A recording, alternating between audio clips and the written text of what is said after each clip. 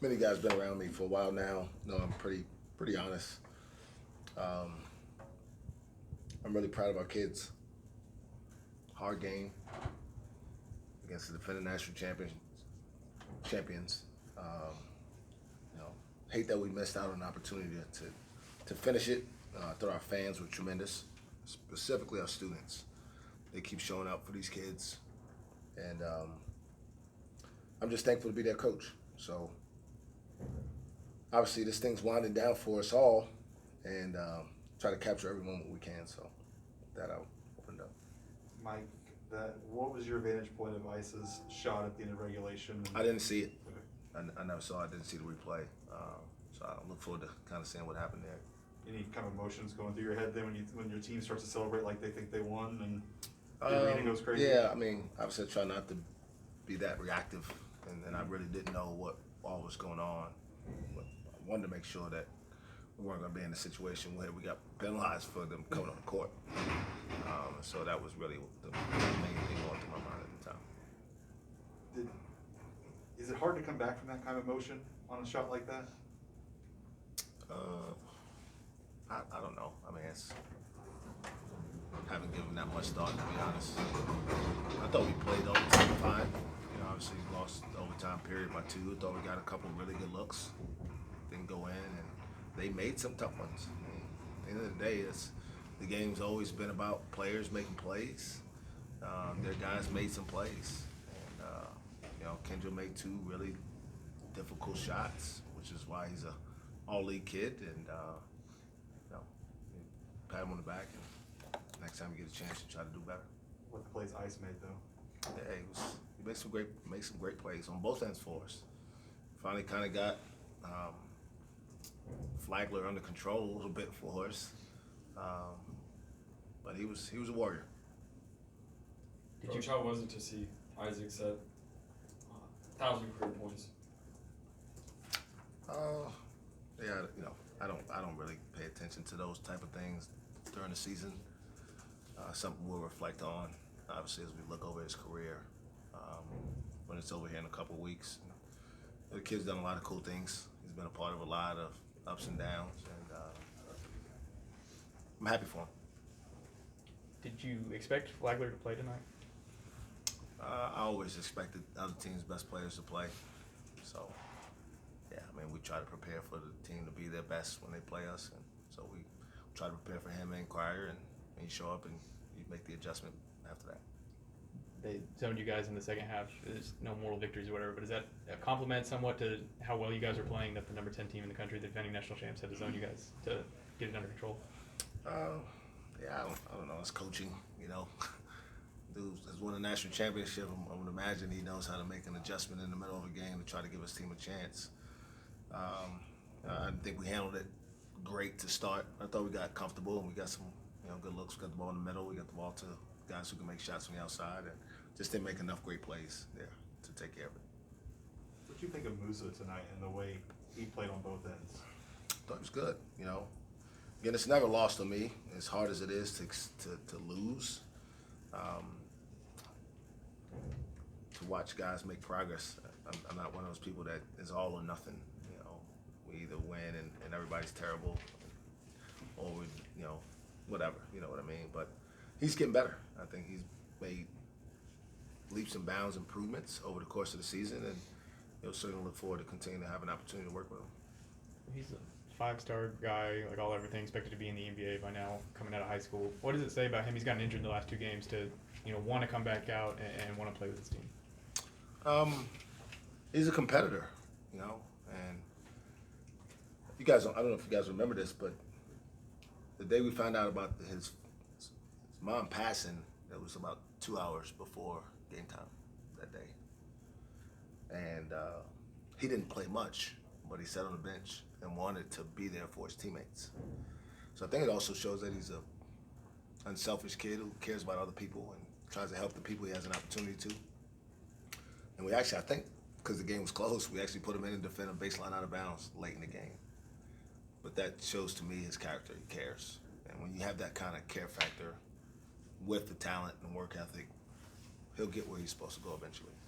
I know the season's not over, you've got more games, but have you talked to him about this future? Do you know if he plans to come back or not?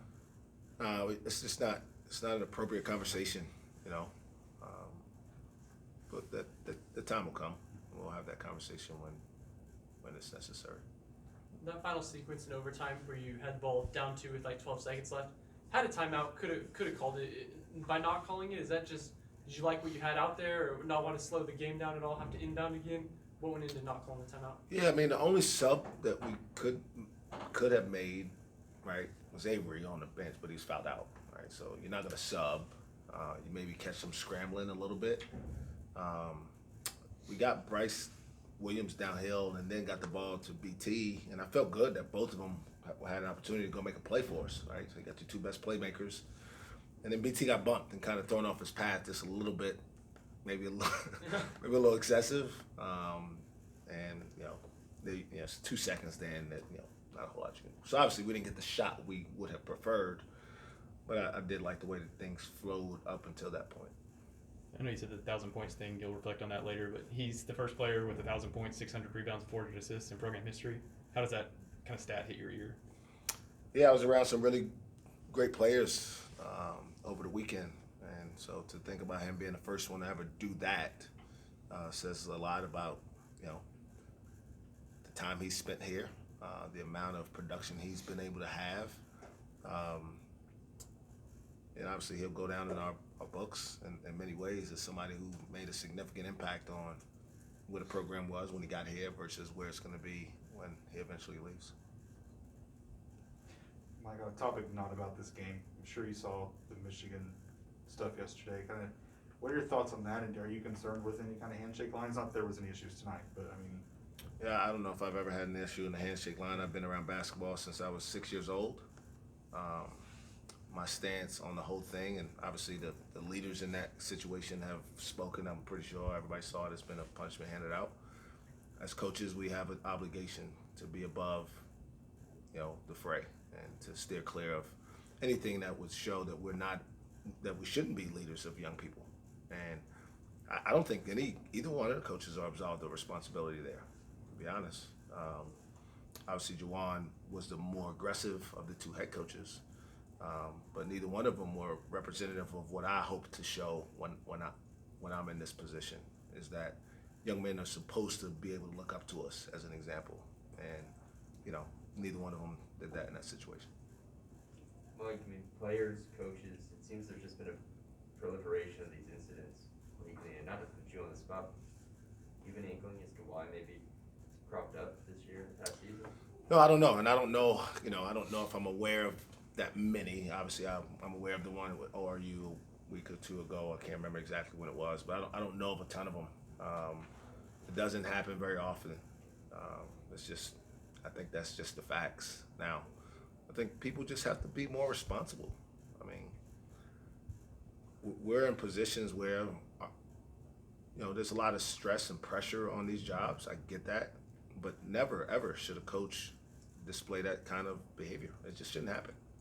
And that's it. There's no excuse. It's black and white on this one. There's no excuse for that behavior. It shouldn't stop us from being able to say, hey, Scott Drew, it sucked for me to lose tonight, but good luck to your team, man. And you move on. I think this is you guys' 5th overtime of the year. I think that's a program record also. What does it kind of say that it's this team that, has nothing to play for, keeps fighting teams until the very end? Yeah, I actually kind of took the opposite approach when we got to overtime, because obviously the emotions were crazy. I said, hey, we get to play some more basketball.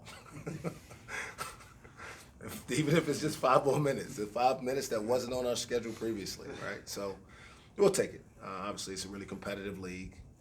For some reason, in my mind, I feel like we played more overtime games. Maybe they just were all closer last year. But yeah, I mean, again, it goes back to my opening statement. These kids haven't given up on our program when they could have a long time ago. They haven't given up on each other.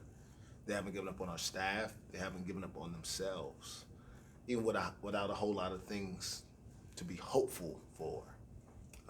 So again, it speaks to their character.